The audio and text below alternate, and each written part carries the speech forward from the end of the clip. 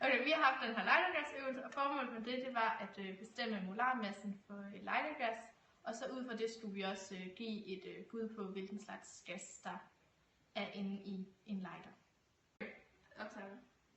Okay, så for at finde stofmængden, der bruger vi idealgaslinjen, vi har stående her.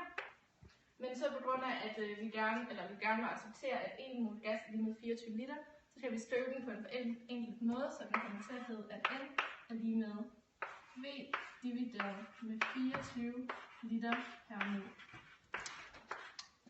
Jeg ved, det står på volumen. Så har vi så fundet V, der er N nu, som er stofmængden. For at finde molarmassen, så kan vi så putte vores værdi ind for N, som vi fandt herovre lige før. Og i forvejen, der kan vi også massen, som vi også har sat ind, og så kan vi finde molarmassen, som var formålet med opgaven.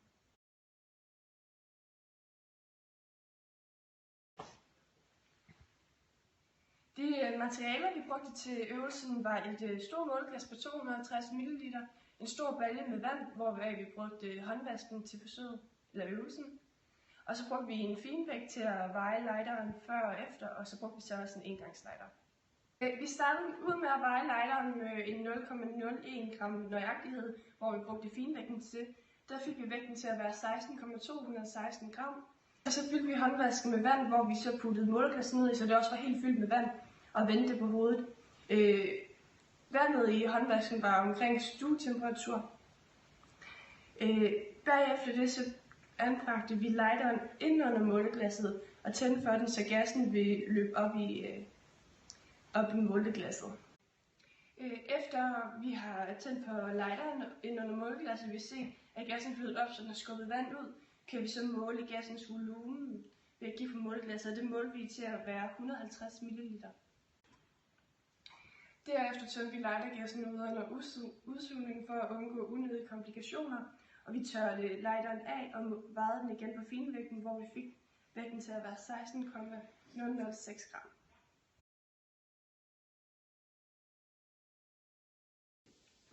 Okay, først og fremmest så har vi en masse før og efter forsøget af det her lightergas, og vægten, eller massen før, vejes til at være 16,216, og massen efter vejes til at være 16,006. Herefter så vil vi også kunne aflæse på vores måleglas, som vi har brugt i forsøget, i forhold til hvor meget vandstanden er faldet, og det har vi målt til at være 150 ml, hvilket omregnes til 0,150 liter. Og dernæst så skal vi så beregne gassens stofmængde, hvilket vi kan bruge idealgasligningen til, hvilket lyder N lige med V over 24 liter per mol. Og altså, så kommer vores, det er så også derfor, hvorfor at vi har omregnet volumen herop til liter, fordi så kommer den til at hedde 0,150 over 24 liter per mol. Og her får man så resultatet 0,00625. Og her har vi altså vores stofmængde. Dernæst så skal vi også beregne gassens masse, hvilket vi gør ved at trække massen målt før forsøget fra massen efter. Og her kommer det altså til at se sådan her ud. 16,216 minus 16,006. Og her får vi så resultatet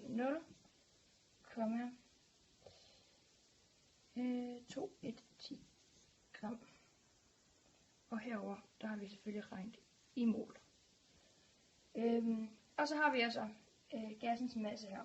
Dernæst så skal vi også beregne gassens molarmasse, og her har vi en ligning, der hedder, at M, store M, der betegner molarmasse, er lige med lille m, altså massen, over N, stofmængden.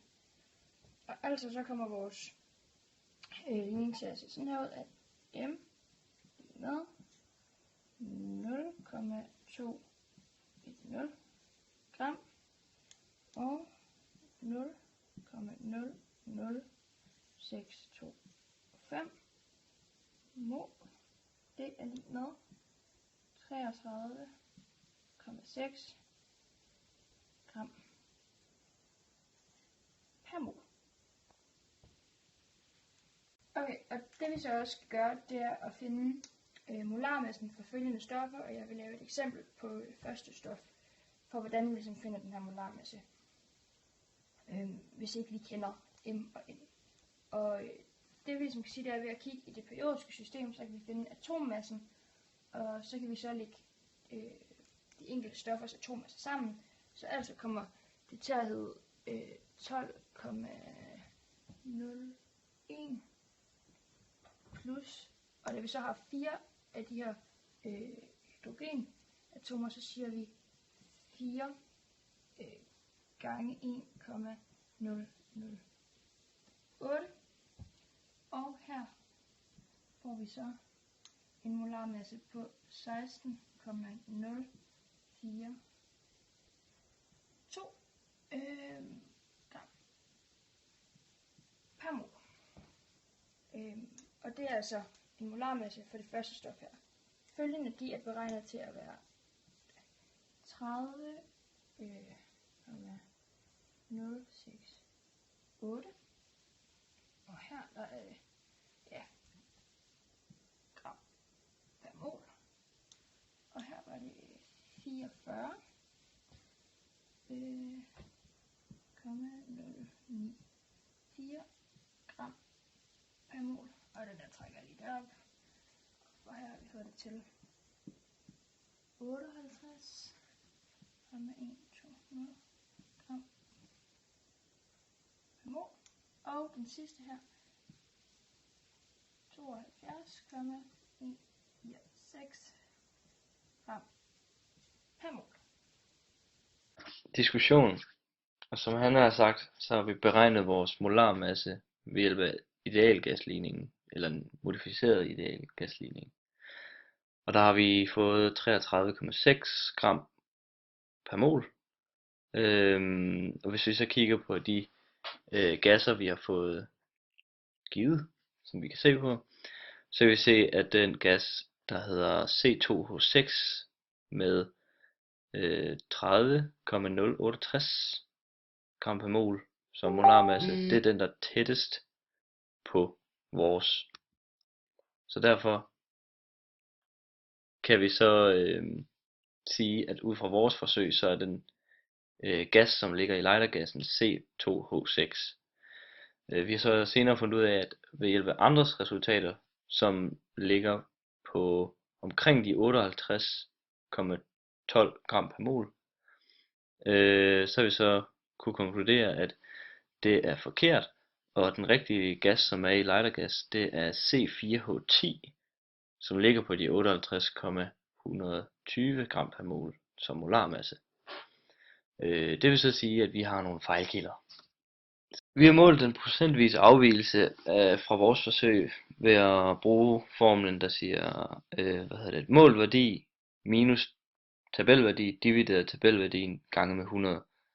Og det kan vi så se, at vi har skrevet 33,60 gram per mol, som er det, vi har målt vores molarmasse til, minus 58,120 gram per mol divideret 58,120 gram per mol gange med 100, hvilket giver minus 42,19%.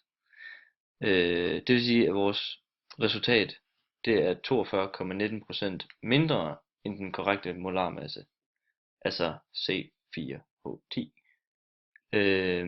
Og det kan skyldes en masse fejlkilder, som for eksempel, at vi har haft for lav temperatur i vandet.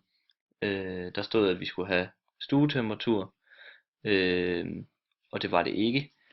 Det var meget, meget koldt, kan jeg sige. Så kan det skyldes, at da vi har varet lighteren efter, at vi har ladt gassen komme ind i måleglasset, så er der røget vand i lighteren, hvilket så ikke har givet den rigtige vægt bagefter.